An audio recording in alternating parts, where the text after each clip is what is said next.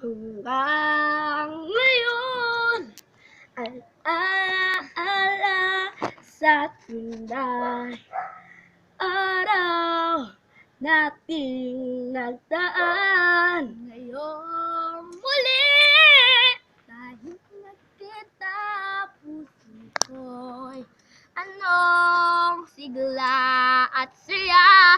Ngunit bakit ngayon lang nagkita? Kung kailan tayong dalawa, kapag di na pwede pang magsama.